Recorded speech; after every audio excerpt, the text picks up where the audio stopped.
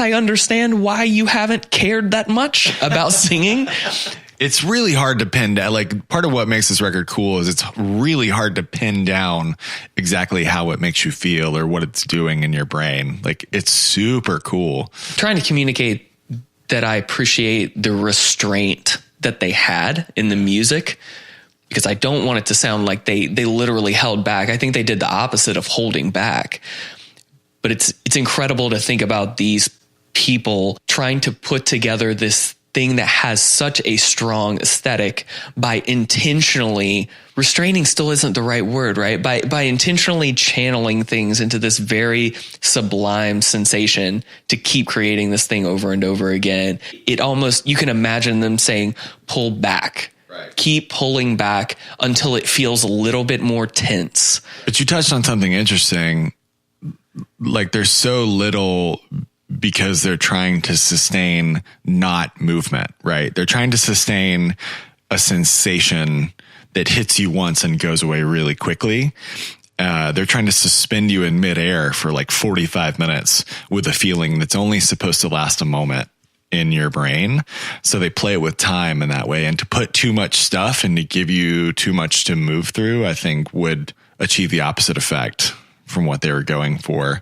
And in general, true mastery is doing as little as possible to get it perfect, to get it just right, right? Nothing more than is absolutely necessary. And I think we see that on display here from start to finish, right? And it's just incredible that they were able to talk about it. When they talk about creating that air, that's what they're describing. The fact that they could do that intentionally is a level of mastery we don't often experience, which is what makes this stand head and shoulders above almost anything else that was happening in this scene, in this decade. One thing that I think is really interesting from Pitchfork's review of this record touches on how introverted they were, or how, I guess, against the idea of being public figures they were. Mystery certainly helps this record as well. Pitchfork said, without a public persona to measure Gibbons' performance against, her presence within the songs was and remains that much more formidable. Pop fans typically like to know who is singing to them and why, even if it's an invented character, but that central mystery only makes Dummy that much more compelling. Who is this woman? And that's something that I'd never consciously thought about, but I think also contributes to it. Like, there's so much soul and so much feeling put into these songs. It feels weird to not know where that's coming from. Like, I think that contributes to the ghostliness of it too. But that deep well should have a face, should have a story. Like, we're inherently driven to find out other people's stories, what their deal is, right? And that's part of the whole package. Like, you can't ever take the music just on its face. That's why we have this podcast, to learn about the context of where these things came from and what things led to, right? It's never just the piece of art on its face. You got to know what's around the frame. And we don't get that with this. And that drives, I think, a lot of why we continue to dig in deeper and deeper with it. And I think the influence of Beth Gibbons' authentic reluctance can't be understated, right? Have you heard of Lizzie Grant by chance? I've not. Maybe you know her by her stage name, Lana Del Rey. Have you heard of her? I perhaps have. No one has made a longer career of whispering. But she is channeling a caricature of Beth Gibbons. That changes Lana Del Rey totally for me. There was this authenticity with Beth Gibbons. It wasn't she didn't put on a mysterious persona in order to provide the atmosphere for this record. One of the reasons that it comes across so real is because it is. She was truly reluctant to be a pop star, and in fact never really was. She never wanted to be on the cover of a magazine. There were a lot of stories of her being reluctant to go out on stage and perform anyway. Really, without shade, when we see a caricature of that bashful, I don't really want to be in the limelight and be sad and mysterious and then not do a ton of interviews and never be really clear about anything or what we like and what we dislike and never have opinions. That came from somewhere who was really just like that. She provided an archetype for that to be okay. Ironically so, because I certainly don't think she intended to provide an archetype. You either die a hero or live long enough to see yourself become Lana Del Rey. A couple of additional Beth Gibbons points. Have you ever watched the Roseland Ballroom performance that also became the live record? No. So that one's really interesting. I think you would really like it a lot. I held off on it because I knew the two records, Dummy and the self-titled, and was like, there's no way this would be cool live. There's no way this could get pulled off, right? Because there's so much layering and refraction that goes into it. So I never watched or listened to it until like 2 or 3 years ago. And it is phenomenal. It's pseudo in the round, in a pretty small room. Everyone's seated and watching. It's like an in-store at a bookstore is almost the vibe. It's pretty well lit, which is an interesting choice. And they have a string section. And so there's a massiveness and also an intimacy. And the coolest part of it all, outside of how well the instrumentation is pulled off, is how aggressively disinterested she is in anything except a performance, and barely even in that. The first time I watched it, it was the first live video I'd ever seen of them or her. And she reminded me so much of Mark Lanigan. And being a huge Queens fan, he was always really interesting to me because he would only come up at the beginning of the songs he was singing on and was gone before the end of the last song he was on. Cigarette between his fingers, clutching the mic for dear life, and then giving this roaring, fierce, incredible performance. It's not enough to go driving. Let's see what's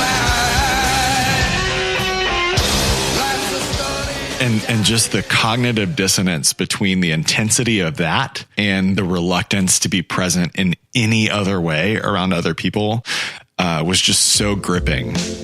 How can it feel this wrong? From this moment, how can it feel this wrong? Passive and active listening stand out really differently on this record, which is not very ever often the case. Certainly not to this degree. Like one of my favorite examples, and it's tiny. It's for anybody, especially who's never listened to this. Familiarize yourself with a few of the songs, but It Could Be Sweet is my favorite example because the beginning of it, I remember asking myself when I was listening to it, like, oh, this is going to be an uplifting song. No, it's not.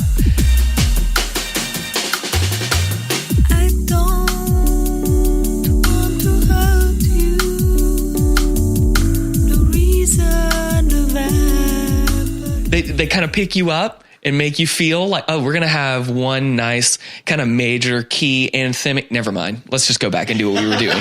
And like, that's a thing you would never catch if you listen to it passively. Yeah. And that's about halfway into the record, right? Where you're like, I'm ready for the pick me up. Yeah. And then still it takes another after that. I mean, then you've got Wandering Star with lyrics like Wandering Stars for whom it is reserved, the blackness, the darkness forever. Some real Sylvia Plath type stuff. The tone of Beth's voice never totally matches the depravity of the thing that she's singing about. There's a sarcasm in the delivery exactly. a good bit of the time. Another thing you need active listening to get to, right? And then it takes until it's a fire to get something in a major key. So breathe on, sister, breathe on.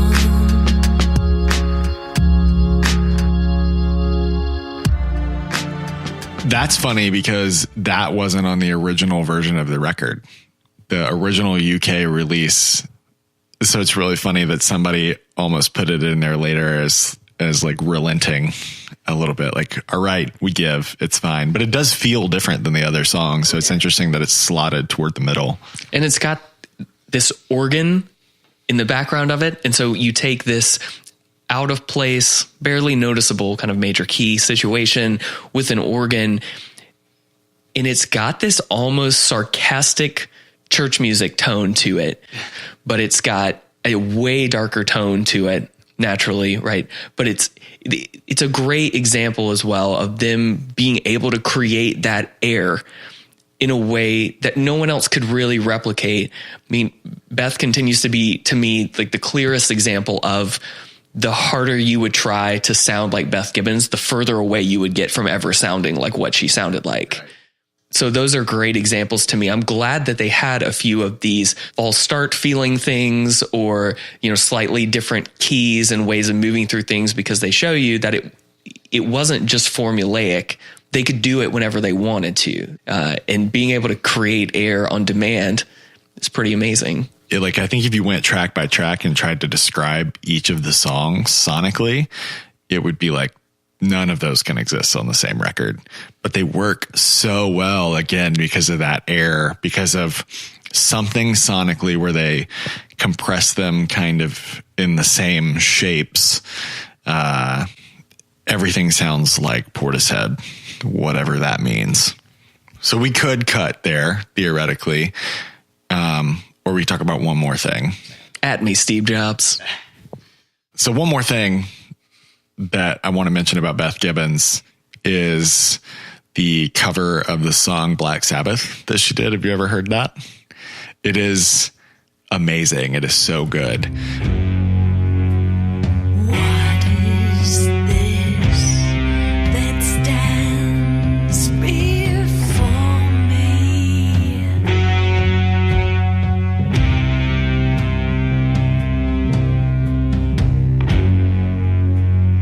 Figure in black, which points at me.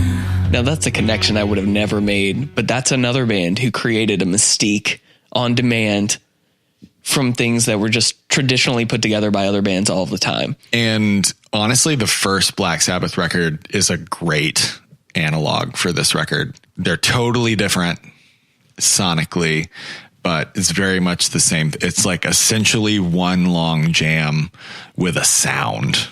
They were tapped into a thing and just went.